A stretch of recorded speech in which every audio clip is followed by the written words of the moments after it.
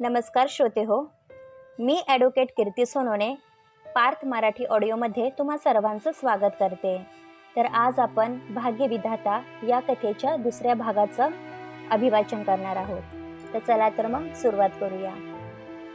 आरोहीला एका रूममध्ये बंदिस्त करण्यात आलं होतं. उद्या तिच्या आयुष्याला नवीन कलाटणी मिळणार होती, ज्याची कल्पना तिने स्वप्नातही केली नव्हती. आई गेल्यानंतर तिच्या नशिबाचे फासे पलटले होते. खंडूसोबत लग्न करणं म्हणजे आत्महत्या करण्यासारखं होतं, पण तिच्याजवळ दुसरा पर्याय नव्हता. तिने आपल्या आईच्या फोटोवरून एक वार हात फिरवला आणि छातीशी घट्ट कवटाळून धरले. आपल्या आईने किती काही सहन केले असेल हा विचार येताच तिला गलबलून आलं आणि तिचं मन भूतकाळामध्ये गेलं. आरोही स्कूलमध्ये असताना तिला नेहमी वडिलांविषयी विचारलं जायचं, तेव्हा तिला रडू फुटायचं, कारण तिने आपल्या वडिलांचा चेहरा सुद्धा पाहिला नव्हता. एक दिवस ती स्कूलमधून घरी आली आणि आईला मिठी मारून मोठमोठ्याने रडायला लागली. ए माझं कोकरू, रडायला काय झालं? आणि त्याने तिचे अश्रू पुसले. सर्व मुलींना बाबा असतात, मग माझे बाबा कुठे आहेत? आरोहीने गाल फुगवत विचारलं. बेटा, मी सांगितलं होतं ना, तुझे बाबा देवाघरी गेले आहेत आणि जो माणूस देवाघरी जातो तो कधीच आपल्याला भेटायला येत नाही. आणि त्याने तिला आपल्या कुशीत घेतले. तिची समजूत कशी काढावी हेच अनिताला समजत नव्हतं, पण आरोहीचे समाधान करणे गरजेचे होते, नाहीतर तिच्या मनात नको ते प्रश्न फेर धरू लागले असते. आजी आजोबा पण देवाघरी गेले आहेत, तरी आपल्याजवळ त्यांचे फोटो आहेत.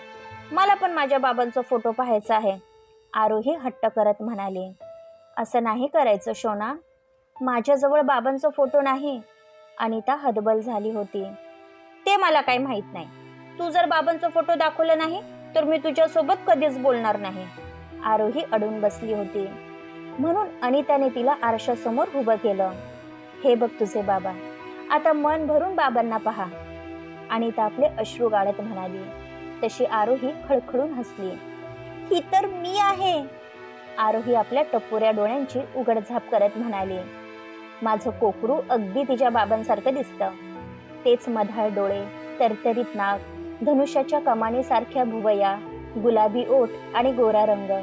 तुझे बाबा हुबेहूब तुझ्यासारखे दिसत होते. आणि त्याने सांगितलं. आरोही स्वतःला निरखून पाहू लागली. अनिता दिसायला अगदी साधीशी आणि सावळी होती. कोणाला सांगूनही खरं वाटायचं नाही की ती अनिताची मुलगी आहे, कारण तिने आपल्या आईचा एकही गुण घेतला नव्हता. आरोही अगदी नक्षत्रासारखी देखणी होती. तिने एकवार आपल्या आईकडे पाहिलं आणि मग स्वतःला आरशात पाहिलं. दोघींच्या चेहऱ्यावर थोडं सुद्धा साम्य नव्हतं. माझे बाबा इतके सुंदर दिसत होते? आरोहीने प्रश्न विचारला. हो ग राणी, तुझे बाबा दिसायला एखाद्या राजकुमारासारखे होते. त्यांच्या याच देखणेपणाला तर मी भाळले होते. शेवटचं वाक्य अनिता हळू आवाजात म्हणाली. आरोहीला तिचे बाबा कसे दिसतात हे समजले होते, म्हणून ती सर्वांना ओरडून सांगत होती की तिचे बाबा अगदी तिच्यासारखे दिसायला होते. हे सांगताना तिच्या चेहऱ्यावर वेगळाच आनंद होता. आरोही वर्तमान काळामध्ये आली. आज तिचे बाबा असते तर तिचं आयुष्य काहीतरी वेगळं असतं. तिला असं लाचार होऊन जगावं लागलं नसतं. हा विचार करतच आरोहीने डोळे मिटून घेतले. बेरात्री तिच्या पायांवर राकट हातांचा स्पर्श झाला. आधी तिला वाटलं की आपण स्वप्न पाहत आहोत, पण हळूहळू तो हात वर सरकू लागला. तशी ती खडबडून जागी झाली आणि रूम मधली लाईट ऑन केली, तर खंडू तिला पाहून दात विचकत हसत होता. तू जा इथून, नाहीतर मी आरडाओरडा करेल.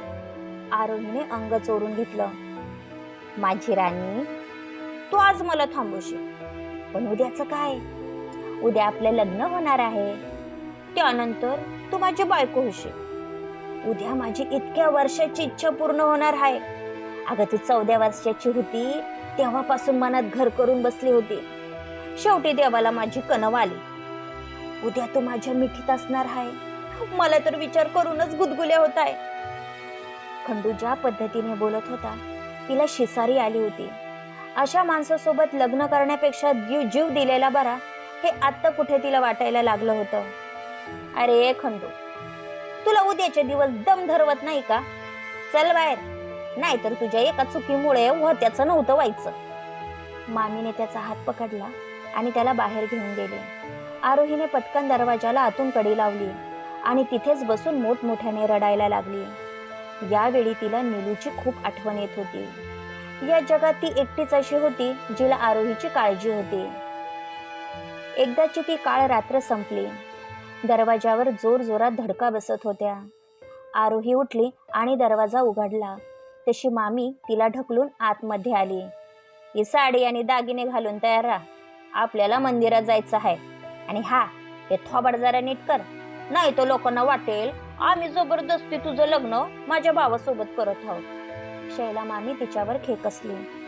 मी तुझ्या पाया पडते, तू जे सांगेल ते मी करायला तयार आहे, पण मला हे लग्न नाही करायचं, नाहीतर मी मरून जाईल. आरोहीने तिचे पाय धरून धाय मोकळून रडायला लागली. मामीने तिचे केस पकडले आणि तिला उभं केलं. खबरदार, एक शब्द जरी काढला तर याद राख, तुला हे लग्न करावं लागेल, नाहीतर गाठ माझ्याशी आहे. आता गप गुमान तयार हो, आपल्याला उशीर होत आहे. मामीने तिला ढकललं आणि निघून गेली. नीलू, कुठे आहेस तू? वाचव मला. आरोही मनातल्या मनात नीलूचा धावा करत होती. शैला मामीने तिचा मोबाईल जप्त केला होता, म्हणून नीलू सोबत कॉन्टॅक्ट करण्यासाठी कोणताही मार्ग नव्हता. आरोही मनावरून तयार झाली. आता जे काही होईल त्याला सामोरे जाण्या वाचून गत्यंतर नव्हते. ती बाहेर आली. मामी आणि खंडू कुठेच दिसत नव्हते, म्हणून ती मामीच्या रूमच्या दिशेने निघाली. दरवाजा लोटलेला होता, म्हणून आतमध्ये जे बोलणं चाललं होतं ते तिच्या कानावर पडत होतं. लग्न झाल्यानंतर मी आरोहीला महाबळेश्वरला घेऊन जातो, आमचा हनीमून पण तिथंच होईल. खंडू दात विचकत म्हणाला. अरे खंड्या, पोरगी नाजूक आहे, उगा जातायत ती पण करू नको, नाहीतर पोरीचा जीव जाईल. मामी त्याला समजावत होती. तू काळजी करू नको तायडी, मी तुझ्या शब्दाबाहेर नाही. अगं तिला अगदी फुलासारखं जपल, खंडू नाटकीपणे म्हणाला. पण तो कसा आहे हे मामीला चांगलं माहित होतं. तिच्या समोर दारू ढोसत बसू नको, पोटात दारू गेल्यावर तुला शुद्ध राहत नाही आणि उगाच तिच्या समोर बरळत बसशील. आणि तिच्या आईला आपण विष देऊन मारला आहे हे तिला समजता कामा नाही. तर आधीच तुझ्या मामाने हे राहतं घर आणि गावची जमीन तिच्या नावावर केली आहे. एकदा का तुमचं लग्न झालं त्यानंतर आपण ही जमीन आणि घर आपल्या नावावर करून घेऊ, त्यानंतर तुला जे काही करायचं असेल ते कर. मामी त्याला समजवण्याचा प्रयत्न करत होती, पण हे ऐकून आरोहीला जबरदस्त धक्का बसला होता. याचा अर्थ मामीने आणि खंडूने मिळून अनिताचा खून केला होता हे समजताच आरोही कोलमडून गेली होती. तिला काहीतरी ठोस पाऊल उचलणे गरजेचे होते. या नराधमाच्या हाती लागून स्वतःचं आयुष्य खराब करण्यापेक्षा कुठेतरी दूर गेलेलं बरं, नाहीतर तिचं संपूर्ण आयुष्य उद्ध्वस्त होणार होतं. या जंजाळातून बाहेर पडण्यासाठी हीच संधी होती. दरवाजा असाही लोटलेला होता. आरोहीने आवाज न करता दरवाजाला कडी लावली आणि धूम ठोकली. यापुढे ती या घरचा उंबरा ओलांडणार नव्हती, नाहीतर तिची अवस्था पण तिच्या आईसारखी झाली असती. नीलू पण शांत बसणार नव्हती. आरोहीला वाचवण्यासाठी तिने महिला मंडळाची मदत घेतली होती. त्यांच्या मदतीने ती आरोहीची सुटका करणार होती. नीलू निघण्याची तयारी करतच होती, तितक्यात दरवाजावरची बेल वाजली. नीलूने दरवाजा उघडला तर समोर आरोही उभी होती. आरोही, तू ठीक तर आहेस ना? नीलूने तिला आतमध्ये घेतलं. मला वाचव नीलू, वाचव मला. मामी आणि खंडूने आईचा खून केला आहे, मी स्वतःच्या कानाने दोघांना बोलताना ऐकलं आहे. आरोही दमखात म्हणाली. काय बोलतेस आरोही? ही माणसं अशा खालच्या थराला जातील असं वाटलं नव्हतं. नीलूला पण जबरदस्त धक्का बसला होता. मला या ठिकाणी राहायचं नाही, नाहीतर हे दोघे मला पण मारायला कमी नाही करणार. यापुढे माझी कोणासोबतही लढण्याची ताकद नाही. आरोही तिच्या समोर हात जोडत म्हणाली. तू कपडे बदल आणि माझ्यासोबत चल, मला माहित आहे पुढे काय करायचं आहे ते, नीलूने सांगितले. आरोहीने कपडे चेंज केले. नीलूने तिच्यासाठी बॅग भरली आणि दोघी रेल्वे स्टेशनच्या दिशेने निघाल्या. आपण कुठे चाललो आहोत? आरोहीने विचारलं. तू मुंबईला चालली आहेस, नीलूने सांगितलं. मी एकटी कशी काय जाणार, तू पण माझ्यासोबत चल, आरोही म्हणाली. ही लढाई तुझ्या एकटीची आहे. यापुढे तुलाच लढावी लागणार आहे आणि यापुढे तुला खंबीर राहायला हवं. माझ्या मामाची मुलगी मुंबईमध्ये राहते. तिच्यासोबत माझं बोलणं झालं आहे. ती तुझ्या नोकरीची व्यवस्था करेन. हा तिचा ॲड्रेस आणि हे काही पैसे घे आणि हा माझा मोबाईल पण तुझ्याजवळ असू दे. दोघी रेल्वे स्टेशनवर पोहोचल्या. नीलूने तिच्यासाठी मुंबईची तिकीट काढली. आरोहीला खूप भीती वाटत होती. आईचं छत्र हरवल्यानंतर मुलीची काय अवस्था होते हे आरोहीला पाहून समजत होतं. या मोबाईलमध्ये जयाचा नंबर आहे. मुंबईला पोहोचल्यानंतर तिला कॉल कर.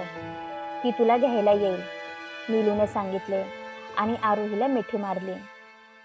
तू पण माझ्यासोबत आली असती तर बरं झालं असतं, आरोही रडत म्हणाली. माझी पण काहीतरी मजबुरी आहे, प्लीज समजून घे. आणि हो, जिया उद्धट असली तरी मनाने खूप चांगली आहे. तिची साथ सोडू नको.